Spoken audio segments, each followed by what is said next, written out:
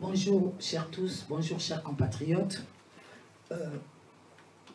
Merci à Congo Nouveau de nous donner l'opportunité, de nous avoir donné l'opportunité de nous retrouver et de parler sur un thème aussi sérieux et d'actualité comme le peuple et le pouvoir.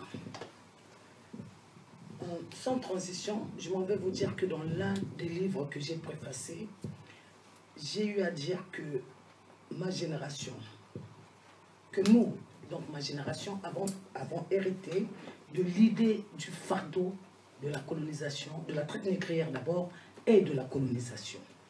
Rien que l'idée nous a donné du cœur à nous battre, à faire que nous demandons, nous sommes en train d'insister pour que la traite négrière soit reconnue comme crime contre l'humanité.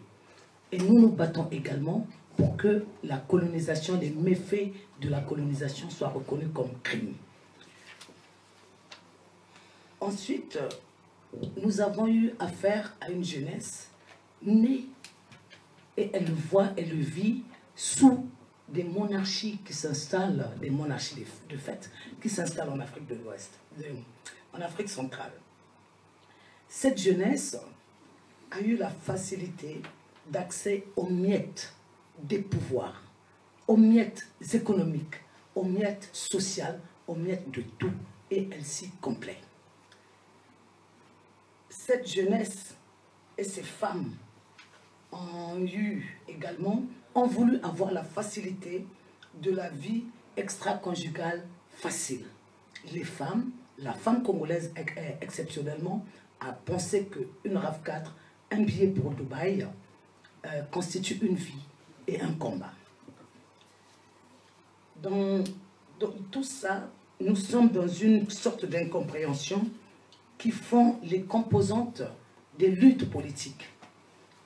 Et les luttes politiques sont constituées de quoi? Elles sont compartimentées dans ce qui est la gestion économique. Nous avons une lutte, un défi économique à mener, un défi politique à mener, un défi diplomatique à mener, un défi dans tous les domaines à mener où nous ne voyons pas cette jeunesse agir. Elle est comme absente alors qu'elle a bénéficié des facilités de tout. Ma génération, si elle s'est dit quelque peu sacrifiée, elle n'a pas manqué de cœur pourtant pour pouvoir monter sur les créneaux et dénoncer certaines choses. Mais celle d'après, qui a tout eu, j'ai comme l'impression qu'elle accepte cette facilité-là, à se mouvoir là où tout est facile. En ce qui concerne le combat au Congo, qu'est-ce que nous avons constaté? Elle est sortie massivement, cette jeunesse, le 27 septembre de l'an dernier. Mais elle avait été appelée. Elle n'avait pas été une jeunesse organisée par elle-même. Autant au Burkina, on a vu Balai Citoyen, on a vu que des cadres, des journalistes, des chanteurs se sont constitués pour prendre en main leur destin. Au Sénégal, pareil, avec le mouvement Y en a marre, c'est deux journalistes, un rappeur dans leur chambre qui ont créé ce mouvement et qui ont ramené vers eux d'autres jeunes cadres pour dire non à la dictature qu'a failli installer au Sénégal l'ancien président Ouad. Quid du Congo-Brazzaville, qui a eu des exemples positifs de lutte de jeunes. En 91, dans la vague, dans la foulée en 90 particulièrement, quand il y a eu ce vent de l'Est qui a soufflé sur l'Afrique, nous avons eu des exemples positifs où des jeunes sont tombés sous le coup des dictateurs, mais par la suite, la démocratie s'est installée. Je pense à un pays comme le Mali, où une centaine de jeunes sont tombés, et où il y a une démocratie qui s'est installée. Quand Alpha Omar Konaré est venu au pouvoir, il n'y avait que 14% de participation aux élections. 14% de taux de participation. ATT est venu pareil. Mais en 2013, quand il y a eu les élections avec Ibrahim Boubacar Keïta, c'est bizarrement près de 70% de la population qui s'est approprié l'outil démocratique pour exprimer sa voix. Donc, pendant ce temps, nous, Congolais, avons fait, comme de notre pays, un mur des lamentations. Nous nous complaisons, nous nous satisfaisons à dire oui, il y a eu 97, la guerre de 97 nous a traumatisés. Oui, toute guerre traumatise. Tout mort, mourir impunément, mourir parce qu'il y a un seul homme qui a décidé de s'accrocher, un ou deux hommes qui ont décidé de se faire la guerre pour se maintenir au pouvoir, ça fait mal. Mais faut-il se complaire dans ce mal-là pendant près de 20 ans et ne pas chercher à venger de façon juridique, par le droit, ces morts-là? Est-ce que c'est ce qui va faire que nous gagnons le combat? Donc, de 97 à maintenant, nous avons vu que ce soit au Burundi, au Tchad, au Congo, en RDC et au Gabon, les mêmes personnes qui sont au pouvoir, depuis pratiquement près de 20 ans ou plus de 30 ans, qui se maintiennent sous nos yeux, et comme avec la bénédiction de cette jeunesse qui a pensé à un moment que tout était prêt pour elle, elle allait venir prendre le pouvoir, comme si le pouvoir s'offrait. Je me dis que y a beaucoup de choses à faire. Est-ce nous qui avons failli? Est-ce que c'est la génération précédente qui a failli? Ou est-ce que c'est la jeunesse qui ne veut pas prendre exemple sur tout ce qu'il y a eu de positif, les jurisprudences qu'il y a eu pour pouvoir se battre et imposer par elle-même et s'inscrire elle-même par elle-même dans l'histoire de notre pays, dans l'histoire de nos pays, où malheureusement, on vient de le constater encore hier tard dans la nuit, en catimini, Ali Bongo a refait du Sassou en nous annonçant qu'il a gagné, et non plus avec un écart de seulement 6 000 voix, mais qui s'est creusé à 11 000 voix. On n'a pas encore entendu ping. Je pense que la jeunesse gabonaise qui est sortie dans les rues pour marcher aujourd'hui ne s'en tiendra pas à ça, et que le Gabon va vraiment être le prochain Burkina de l'Afrique centrale pour que nous puissions avoir de quoi nous alimenter pour nourrir notre démocratie. Voilà un peu ce sur quoi je voulais un peu m'exprimer, afin que la jeunesse ne pense pas que tout se passe dans les muscles, que le cerveau et les bons exemples sont faits pour qu'on s'en approprie et pour qu'on puisse s'imposer dans l'histoire de son pays et l'écrire par soi-même. Merci. Merci la jeune dame, Sadio. C'est bon? C'est bon. Ouais, en tout cas, merci beaucoup, chers amis du Nouveau-Congo. Nouveau-Congo, donc le président Ulrich Tuta, qui est très mobilisé, très engagé, avec une détermination extraordinaire, comme l'a souligné d'ailleurs le doyen Mapilou qui est passé ici, et entouré des combattants très engagés, très mobilisés. Les jeunes cadres. Des combattants, parce que nous sommes encore dans le combat pour la liberté. Et c'est pourquoi d'ailleurs, je crois que il y a quelques mois, à la période du combat de mobilisation contre le changement de la Constitution, je crois que les amis du Nouveau-Congo avaient effectué un déplacement sur la Hollande, où nous avions travaillé d'ailleurs, et que l'idée du Nouveau-Congo, ça permettait ce que je vous avais dit lors de notre entretien. Je vous avais dit, pour le moment, nous sommes à une phase du combat contre la dictature, et lorsque nous aurons vaincu la dictature, nous passerons à la phase du Nouveau-Congo, puisque nous devrions construire un Nouveau-Congo.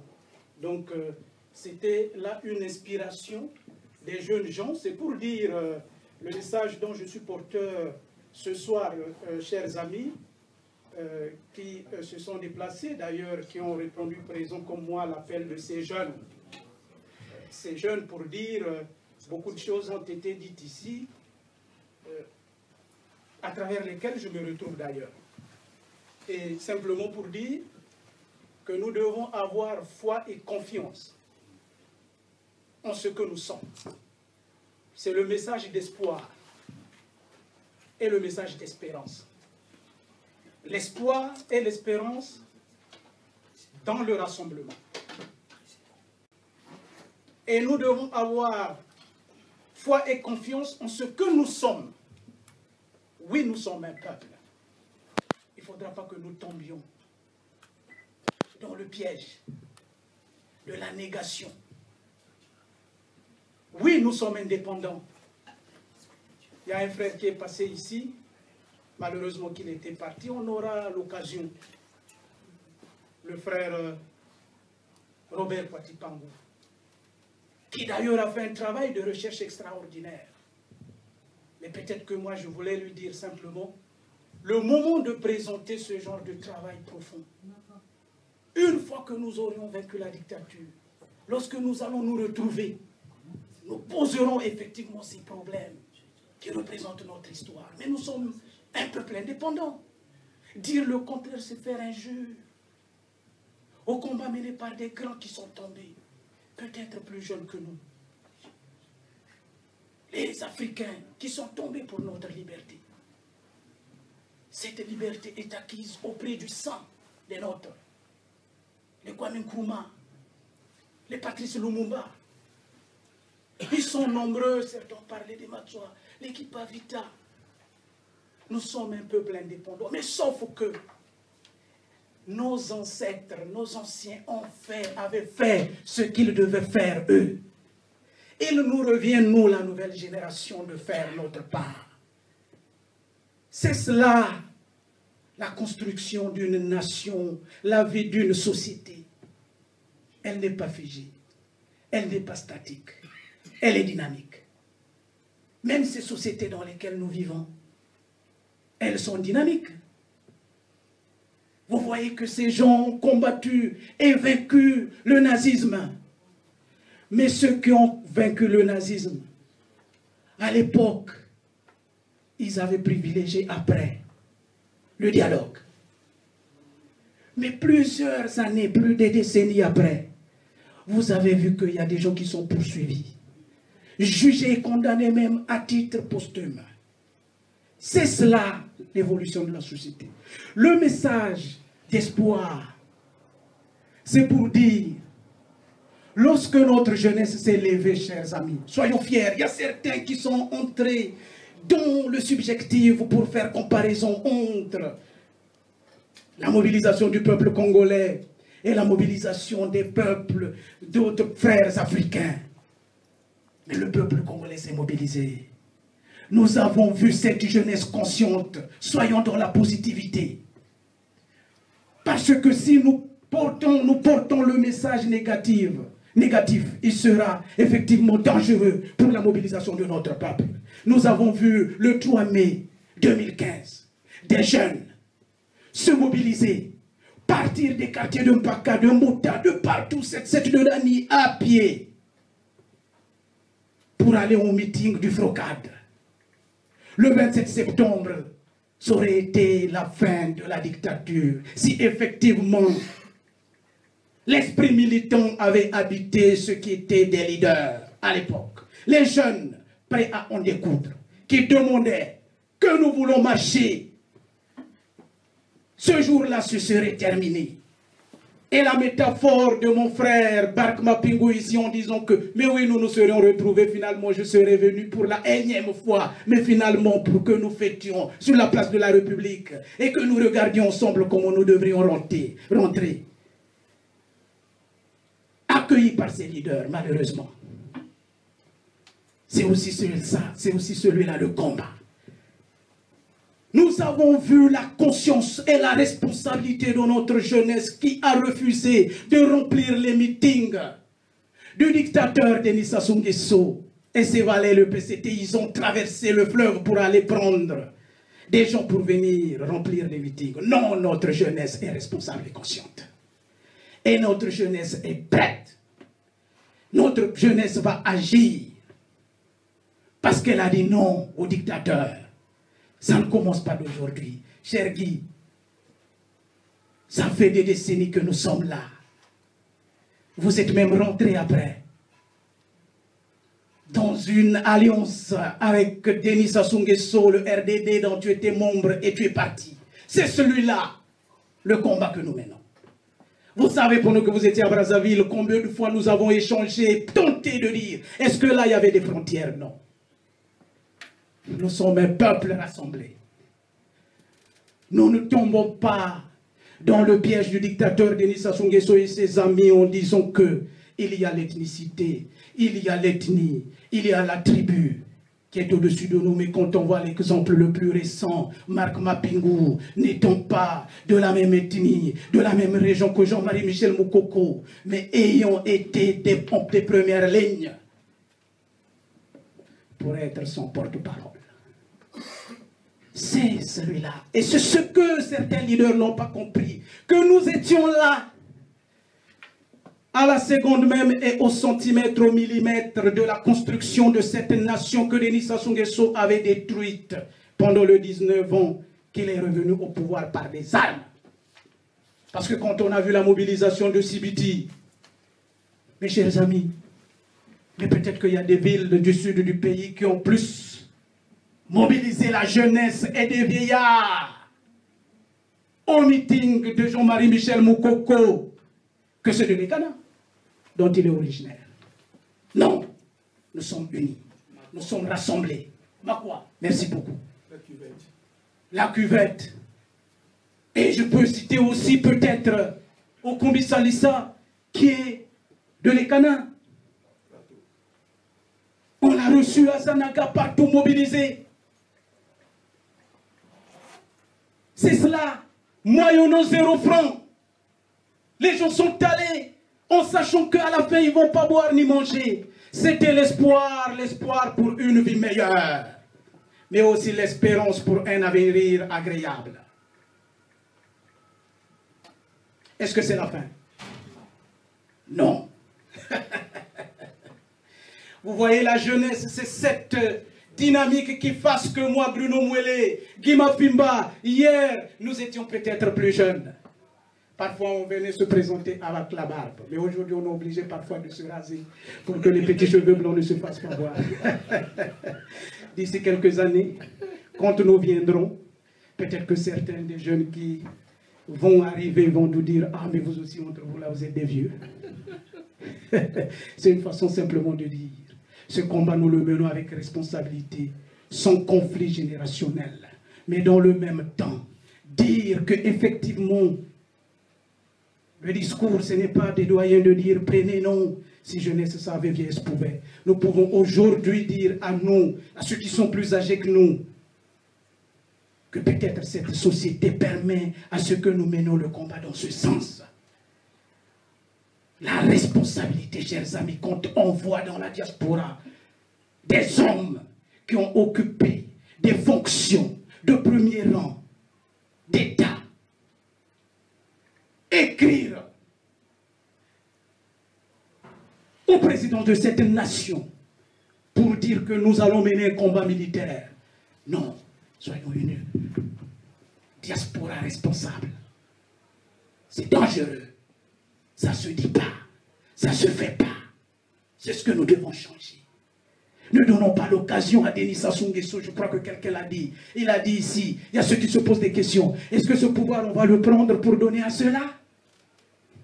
La responsabilité, la sagesse, autant pour plus jeunes, mais aussi pour doyens, pour vieux.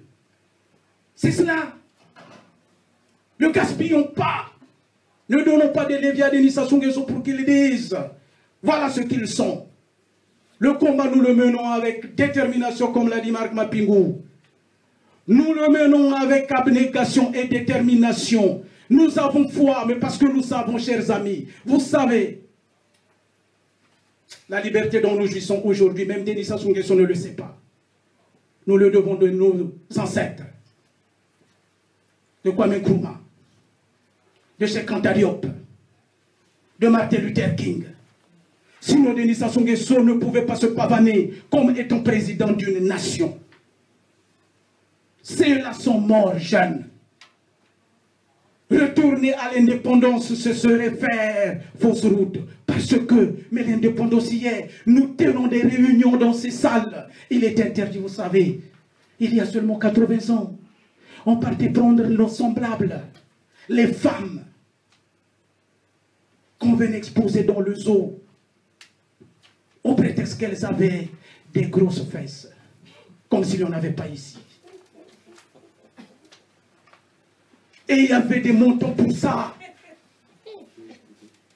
Celui qui va approcher le derrière va donner plus. C'est ça notre histoire. C'est l'histoire des combattants. Ceux qui disent ici, oui, nous ne sommes pas, non, ne tombons pas dans cette histoire tronquée. Notre histoire est une histoire de combat. La liberté a été acquise sur la base du combat. Mais comment voulez-vous appeler à notre peuple, notre jeunesse, de pouvoir demander, soi-disant, la République, mes bras croisés face à un chien, comme Denis Sassou Nguesso, qui n'a aucun sens humaniste, qui tire à bout portant sur les femmes enceintes, qui met en prison un officier supérieur qu'il a nommé lui-même général. Non, attention. Nous ne sommes pas pour la violence. Mais il est évident que lorsqu'on est en face d'un chien, d'un inhumain, d'un barbare, on ne va pas le laisser quand même écraser tout le monde. Et ceux qui pensent finalement qu'ils ont les moyens et qu'ils s'attendent à ce que le carnet d'adresse qu'ils ont leur permette à avoir la logistique qui nous manque aujourd'hui, qu'ils nous mettent le petit cinéma public pendant que les nôtres meurent, pendant que Toumi et ses hommes. Mais en bénéficions aussi du soutien de nous qui sommes ici, chers amis. C'est ça la diaspora. Contrairement à quelques leaders de soi-disant l'opposition intérieure qui viennent, qui font injure, que la diaspora ne représente rien, nous devons avoir des relais. Chers amis, quand il y a eu le combat contre le changement de la Constitution, nous avons vu des militants, des organisations créées ici dans la diaspora, mais qui se sont exprimés à l'intérieur du pays. On les a vus à Dolisie, on les a vus à Pointe-Noire, on les a vus en Kali, on les a vus à Madingou, on les a vus à Sibiti, à Kumono, à Zanaga, à Mosenjo. Les images sont là. C'est l'action de la diaspora. Et que nos amis de l'intérieur le comprennent. Vous savez, Page, Antoine, nous menions ce combat depuis des années. Certains siégeaient avec le dictateur Denis Sassou Nguesso. Ils se moquaient de nous. Certains étaient complices. D'autres étaient collaborateurs. Certains appelaient Denis Sassou Nguesso papa. D'autres ministres, conseillers.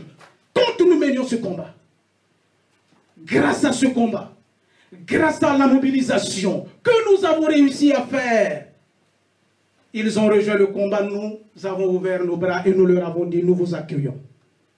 À bras ouverts, si vous êtes habités par le remords et la repentance.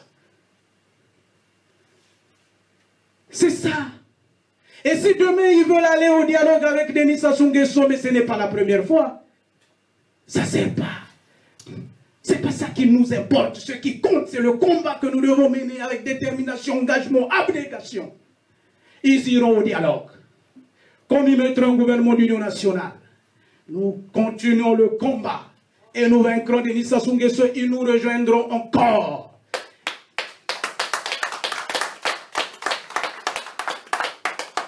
Et toujours habité par cet esprit responsable de sagesse, nous les accueillerons. Mais en étant vigilants.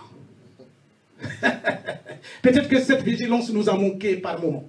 Mais nous serons encore beaucoup plus vigilants. Mes chers amis,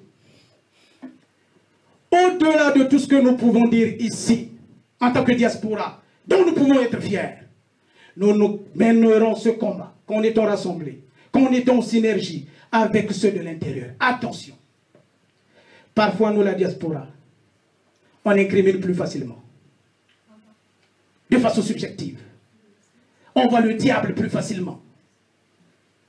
C'est pourquoi, cher Guy, je suis d'autant plus rassuré que tu sois ici, parce que tu es l'un des acteurs, des meneurs de ce rassemblement du FROCAD IDC. Vous savez, chers amis, après la guerre de Denis Sassou Nguesso, sa victoire militaire, où il a fait injure à notre peuple, que certains de ses valets disent que c'est un homme de paix. Alors que Denis Sassou Nguesso est le seul Congolais, sinon l'un des rares humains qui aurait amené des troupes étrangères pour taper, tirer sur son peuple, brûler les villages entiers. C'est celui-là, Denis Sassou Nguesso, que les gens veulent nous vendre comme un médiateur, un homme de paix. C'est l'homme qui a amené des troupes étrangères, violer la Congolaise. Vous pouvez vous imaginer, brûler des villages entiers, couper les arbres. Mais depuis ce jour, le 15 octobre 1997, la seule fois qu'il y a eu un rassemblement, c'est le rassemblement autour du FROCAD. Et après, les décès. Soyons intelligents. La force de l'intelligence, c'est celle qui consiste à nous conduire vers la construction de cette base. Nous ne pouvons pas être une jeunesse intelligente, une diaspora intelligente, si nous ne pouvons pas comprendre. L'obsession de Sassou, après le 20 mars, avait été de détruire la base du FROCAD et le LIDC. C'était son obsession de prendre Satma Biala, de prendre Parfait Kolela, de prendre ainsi de suite. D'ailleurs, Jean-Marie Michel Moukoko, qui refusons, s'est retrouvé en prison. Si nous ne comprenons pas cela, nous risquerons de naviguer toujours dans le vide, parce qu'au fond, ce que nous voulons, c'est la fin de cette dictature. Tout projet viendra après, parce que la dictature est un obstacle à la réalisation de tout projet pour le développement du Congo. Il faut que nous, chacun qui a un ami, un frère, qui le sait, un leader, de lui expliquer la nécessité de la reconstruction de ce rassemblement dont la base est le FROCAD. Vous savez, le MCCD dont je suis coordonnateur, la voix du peuple libre, l'espoir d'un peuple, le rêve d'une nation, n'a jamais signé la charte du FROCAD, alors que même Mpouélé, le coordonnateur du FROCAD, a demandé au MCCD. Nous avions dit, nous menons le combat autour du FROCAD, mais parce que nous savions. Parce que le FROCAD, il y avait effectivement beaucoup d'acteurs qui étaient déjà dans le collectif, qui se sont retrouvés certains dans le dialogue du Sassou. C'est cela. Chers amis, c'est ce message d'espoir que nous vaincrons Denis Sassou Nguesso, mais en étant rassemblés. Chers frères Marc Mapingou, vous voyez que la majorité de ceux qui passent ici vous disent doyen. C'est une reconnaissance, pas en termes d'âge, mais peut-être en termes de votre participation à ce combat, votre intelligence, votre modestie, simplicité. Il faut que vous travailliez ici, sur la place de Paris. Les Wabaloukou, Adrien, mettons cette énergie quand nous avons des gens comme les Nicolas Impel qui sont avec nous tout le temps. Mettons cette énergie, vous qui êtes sur la place de Paris, à faire que cette jeunesse-là, qu'on se rassemble, qu'on fasse passer le message. Il y a quelques jours, d'ailleurs, c'était la conclusion de votre discours ici, votre mot. Quand vous, dans votre conclusion, vous citez Sadio, le jeune Cassien, qui est extraordinaire. Mais aussi les jeunes comme les Aristide Moubébissi, qui ne fait que tendre son micro. Pour dire que c'est le défi que Denis Sassou Nguesso nous a lancé. C'est ce message que j'ai passé parallèlement à ces jeunes qui étaient en train de se promettre la bagarre. Moi, je vais me retrouver en prison. L'autre dit, je vais te tuer. Je leur ai dit, attention. Le combat. Denis Sassou Nguesso a envoyé, je ne l'appelle pas ministron, parce que ministron, il y a déjà même la reconnaissance. C'est un petit ministre, il y a déjà la reconnaissance. C'est des gens qui n'existent pas pour moi. C'est des valets du dictateur. Il est venu ici, il a dit, nous allons détruire la diaspora. En disant des combattants, c'est le message, ils veulent détruire la diaspora. Donc Denis Sassou Nguesso veut faire, ici dans la diaspora, ce qu'il réussit à faire au pays. Mais, Marc Mapingou, si Denis Sassou Nguesso réussit à le faire, ça sera ta défaite. ce n'est pas la défaite de ce jeune-là. Guy, ça sera ta défaite. Parce que Denis Sassou Nguesso vient de nous lancer ce défi. Il veut détruire la diaspora, comme il le fait au Congo. Mais nous, au moins, on est indépendants alimentairement.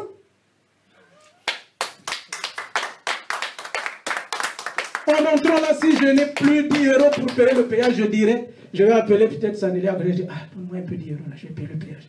Ou bien, bon, grand frère Mapigou. Est-ce que vous voyez, nous sommes indépendants. On n'ira pas chez les valeurs du dictateur. Donc, 50 est même venu, parce que c'est l'un des jeunes que j'avais appelé pour dire, disez ça. Et ça fait plaisir. Il faut que nous nous rassemblions. Et que même les combattants, qui est une énergie extraordinaire, un souffle fort pour nous. Mais quand on voit ces mêmes jeunes parfois, qu'on montre leur petit film là-bas à Brazzaville. Non. Il faut que vous sachiez que nous allons vaincre Denis Sassou Nguesso. Pas pour 100 €. S'il manque, demandez à Guy, demandez à Marc, demandez à Bruno Mouélé, appelez Bruno Mouélé. Mais pas accepter que le valet comme Ngolondele ou le maire de Brazzaville vienne détruire notre énergie ici. C'est inacceptable. Parce qu'au fond, si Sadio est ici, avec nous, mais parce que cette dictature lui a dit non, c'est de la même façon que je suis ici, c'est de la même façon que Guy, c'est de la même façon que Sirki, de tout le monde. Nous n'attendons que la fin de cette dictature pour que nous rentrions avec nos frères, comme les Sérieux, ici. Je suis peut-être à la énième fois de le voir. C'est cela. Nous rentrerons. Alors, chers amis du Nouveau Congo, que c'est beau de savoir que finalement, on peut prendre ce bâton et continuer avec les grands frères comme les Marc Mapingou, et dans le même temps savoir qu'il y a ces jeunes Ulrich qui sont avec nous, et derrière eux il y aura après d'autres. C'est pour dire que ce combat va continuer. Bruno Mouélé, en rentrant, pourra peut-être partir, je ne souhaite pas, mais je peux partir d'un accident. Mais je suis fier et j'ai foi de savoir que cette action dans laquelle je participe avec tout mon cœur, finalement va se perpétuer. L'heure de la liberté, vous savez, chers amis, il y a des moments lorsque un dictateur est à la fin, lorsque l'homme se noie, il y a des moments où il veut montrer qu'il est devenu fort. Denis Sassou Nguesso est aux abois. Économiquement, on n'arrive pas plus tard que hier. Quelqu'un m'a appelé du pays pour dire nous sommes au 3e mois sans salaire. Il n'attend que la montée du prix du baril de pétrole. Mais or, il a déjà gagé. C'est ça le piège dans lequel Denis Sassou Nguesso est tombé. Vous avez vu, Mwamba est venu ici pour vouloir négocier. Mais sauf que la France ne peut plus donner, contrairement à ce que a dit ici, c'est pas ce Robert. Parce que les Français ne veulent plus de lui, ils ne peuvent plus lui donner. C'est faux. Parce que les Français ne peuvent plus sortir de l'argent. Le franc CFA est lié à l'euro. L'Union européenne n'accepte pas. Parce que quand il y a le FMI qui est là, c'est pourquoi Sapin dit, quand il rencontre Mwamba, il dit, nous allons plaider la cause du Congo au FMI. Voilà la vraie réalité. Donc ce que la France peut envoyer, ce n'est pas par des voies normales. Sassou est coincé. Vous avez vu le dernier cinéma financièrement. Lorsqu'il y a eu les agences de notation qui ont abaissé la notation du Congo. Vous avez vu qu'en 48 heures, elle passe de B à D, de D à B. Sur des produits financiers qui sont couverts par l'assurance. Et donc, chers amis, trop tirer la corde se coupe. Je crois que j'ai assez parlé. Merci de l'attention, merci de l'invitation. Et ce message d'espoir, de rassemblement. Et je pense que les frères, même des assises, Tout le monde, ce qui est sorti du congrès, il faut rassembler tout ça de telle sorte que nous fassions passer un message d'espoir, de rassemblement, et le combat va continuer. Merci beaucoup, chers amis.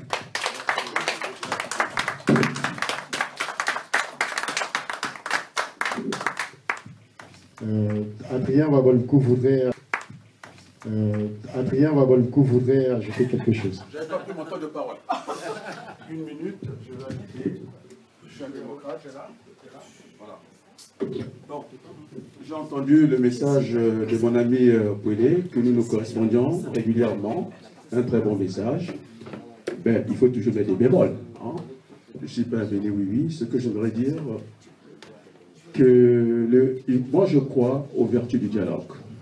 En référence, je prends le Premier ministre arabe israélien et Arafat, et le résultat s'est retrouvé à Oslo. On ne peut que discuter avec un ennemi, pas avec un frère. Un frère, c'est un frère, un ennemi, il faut discuter avec lui. Pourquoi? On a parlé de la notion des peuples. Au Congo, sur le plan théorique, nous sommes un peuple, mais sur le plan pratique, nous sommes des peuples. Il y a le peuple de Wendie et le peuple de Bakongo. Le peuple de Bakongo est homogène. Vous pouvez commencer depuis le pont de Dieu à insulter Sassou jusqu'au centre culturel. Vous ne serez pas contredit. Mais par contre, si vous arrivez à Wendie, c'est un peuple hétérogène. Et là, ce n'est pas facile. C'est faux. C'est faux. D'accord. Merci. Ce qui fait que il y a un souci entre Kolela qui se traite une convention, et les autres aussi. Moi, je suis pour cette convention parce que une partie du pouvoir a été libérée légalement. Je pense à cette tournée du directeur adjoint de l'ONU, chargé de questions politiques, dans sa feuille de route, qui a parlé d'une certaine démocratie progressive. Qu'est-ce que j'entends par là? J'interprète en tant qu'homme politique. Il faut bien commencer par le municipal. Parce que jusque-là, les gens qui détiennent des mairies sont des voyous. Ils votent en guerre. On ne peut pas détenir une mairie depuis 1997. Ils n'ont aucune légitimité. Après, deuxième phase, il faut passer par les régionales.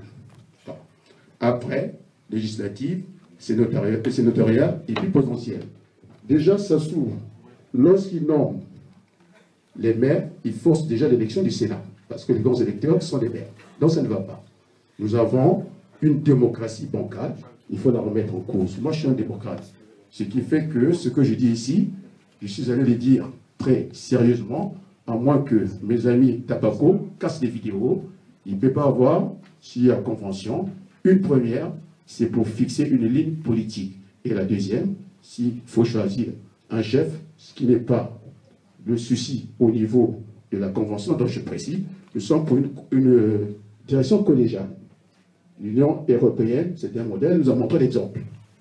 D'ailleurs, puisque j'ai moellé l'homme qui est dans la monnaie, je pense que nous avons une monnaie stable, n'empêche que notre politique est très instable. Les Français qui ont une monnaie flottante, la preuve qu'ils sont stables. Si on laisse le pouvoir désigner un chef, il va se faire corrompre facilement. Il faut que ça bouge. Donc c'est ce que je voulais dire, je vous remercie.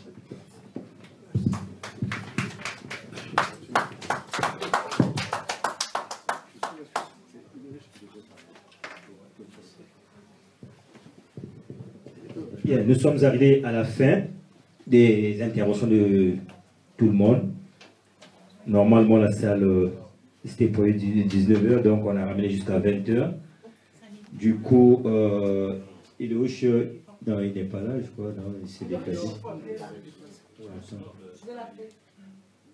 Bien, donc, si, en attendant que Ilouche tout arrive, s'il y avait j'ai entendu, il y avait des gens qui devaient peut-être débattre. Après, le débat n'est pas obligé de passer par ici, donc vous pouvez rester à votre place. Ouais. Donc, les questions, c'était quoi normalement au départ? Ils sont partis, ils sont tous. Bon, ils sont tous partis. Donc, je donne. Oui, mais moi, je vais poser quand même. Oui, donc, si vous avez des questions à poser, il n'y a pas de problème. Donc, on tend le micro de l'autre côté. Initiez quelques débats.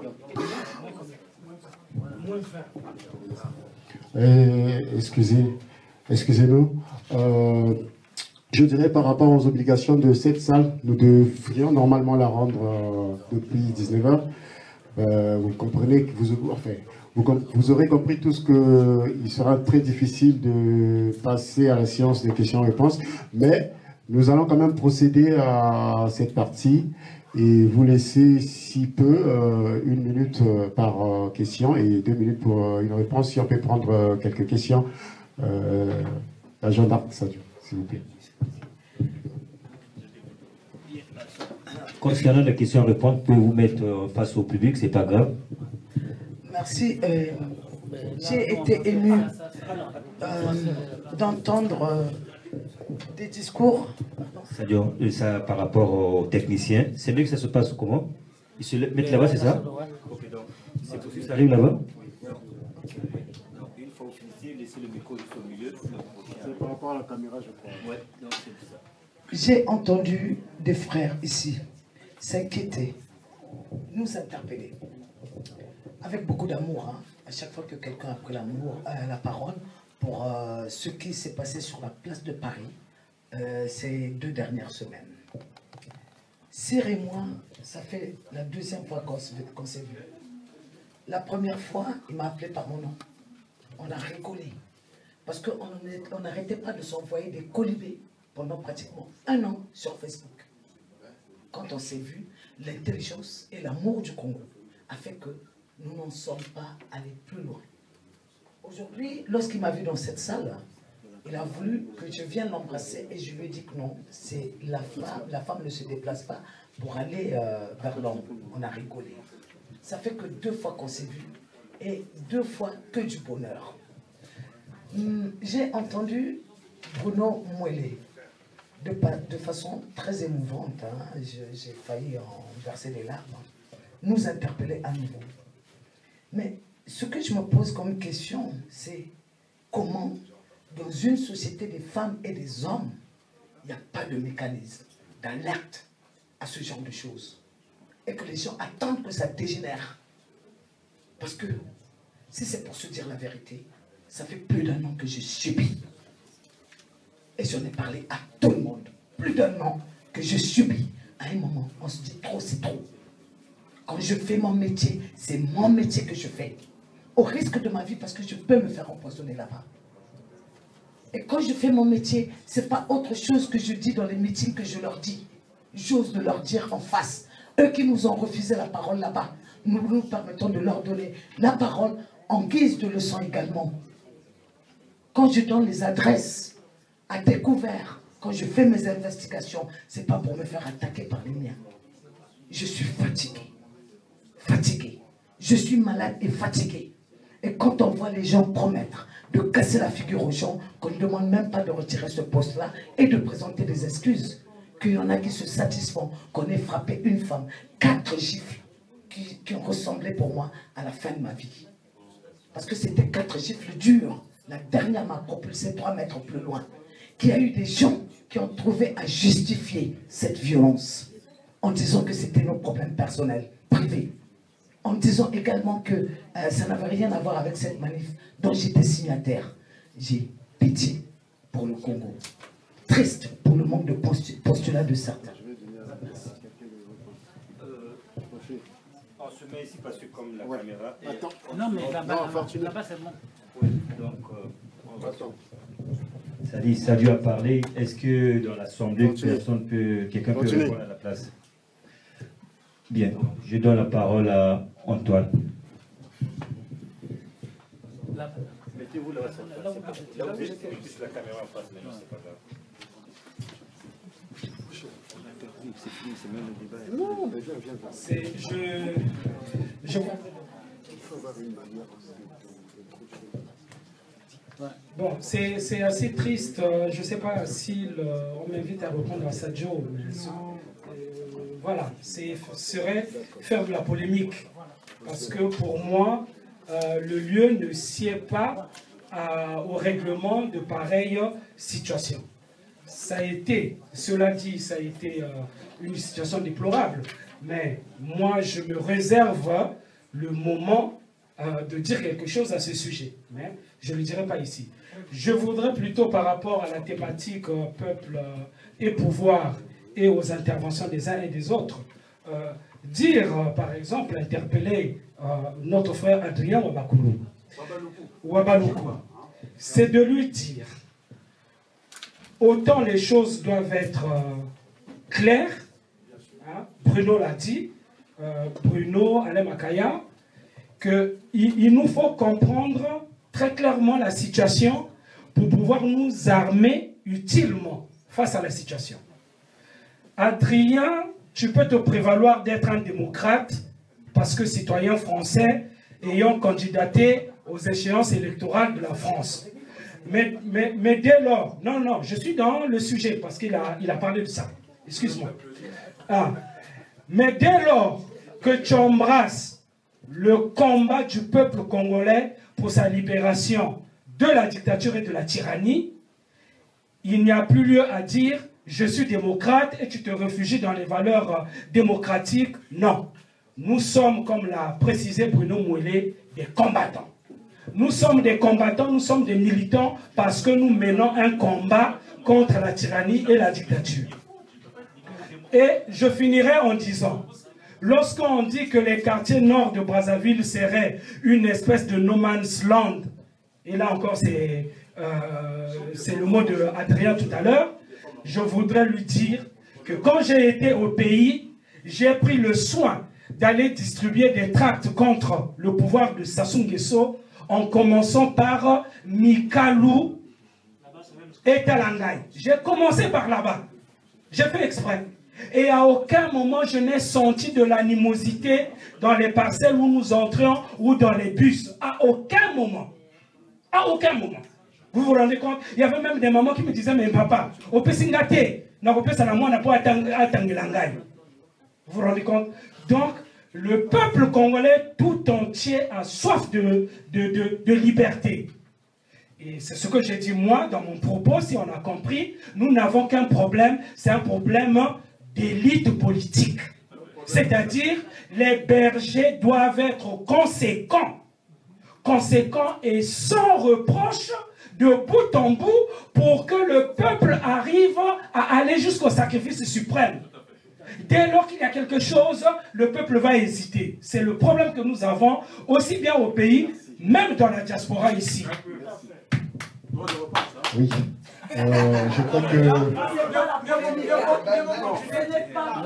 Je crois que nous tombons là en... Non,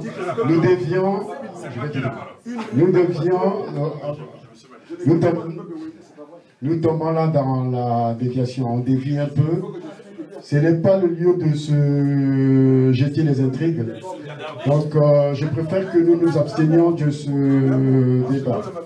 Le président Wabaloukou, je vais vous donner la parole, mais attendez, vous attendez que le président Nestor et le grand frère qui m'affirme a essayé un peu de parler.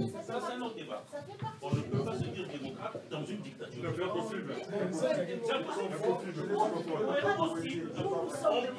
S'il vous plaît, s'il vous plaît. S'il vous plaît. Je parle là, c'est pour vous, c'est pour nous. S'il n'y a personne, ce n'est pas la peine que je parle. Deux choses rapidement. La première. Moi, j'ai publié sur ma face, sur ma page Facebook.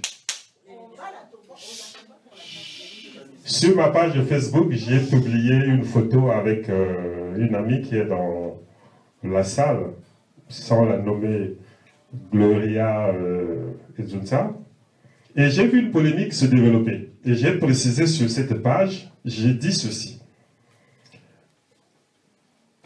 Ce que nous voulons, nous les Congolais, nous voulons que les femmes qui sont la moitié de l'humanité, de la communauté, nous voulons qu'elles prennent toute leur place à côté des hommes. Nous voulons que ces femmes-là s'engagent.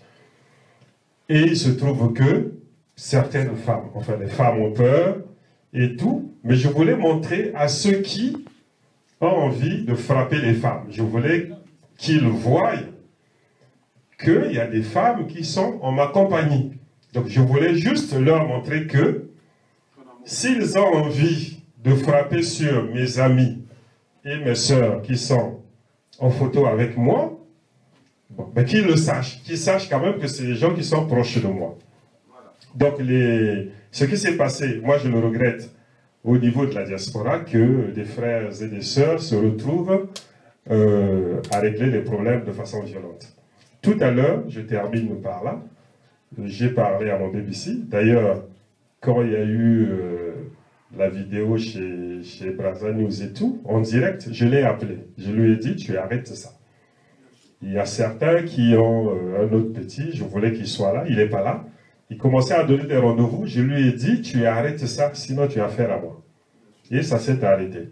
Donc nous avons le devoir, nous les aînés, d'encadrer les jeunes. Cette violence-là, cette violence intrinsèque, elle est non productive, elle est mortifère pour le combat. Pour le reste, le débat politique, s'il n'y a pas de débat, s'il n'y a pas de débat contradictoire, il n'y a pas le débat, il n'y a pas la politique. Mais il y a une chose, j'ai parlé tout à l'heure du peuple.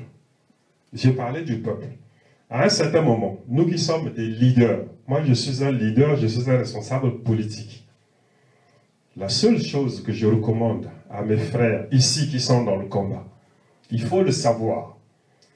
Quand vous n'avez pas fait un diagnostic, que votre projet politique, que votre message n'est pas en phase du peuple, des populations, ce n'est pas la peine, vous perdez du temps. D'ailleurs, le pouvoir, vous pouvez remarquer que dans l'histoire du Congo, il y a certains qui se sont engagés pour l'acquérir et pour l'exercer, ils n'y sont jamais parvenus, ils n'ont jamais réussi. Il y a ceux qui ont perdu la vie. Si on ne sait pas comment avancer, comment être en phase avec les populations, on perd son temps, on peut perdre sa vie.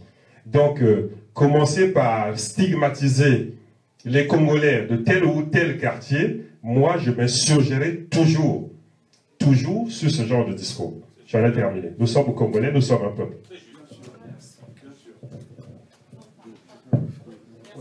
Oui, je voulais prendre la parole juste pour faire une proposition concrète. Hein.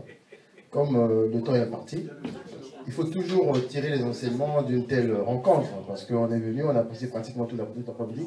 Il faudrait bien qu'il y ait un suivi, parce qu'on va multiplier les rencontres, et comme a dit tout à l'heure Salio, il faut être toujours dans le concret. Donc je vous suggère ceci, comme on n'a pas eu le temps de faire une synthèse, c'est à vous, vous avez écouté toutes les communications, faites une synthèse, listez les points de convergence, et nous allons peut-être prochainement, si on a la possibilité de creuser. Si vous avez fait une fête de synthèse, envoyez même à ceux qui ont communiqué, on pourra apporter chacun une petite touche. Comme ça, on peut avoir une synthèse, les points de convergence, parce qu'il y a eu des propositions sur l'organisation, sur comment on peut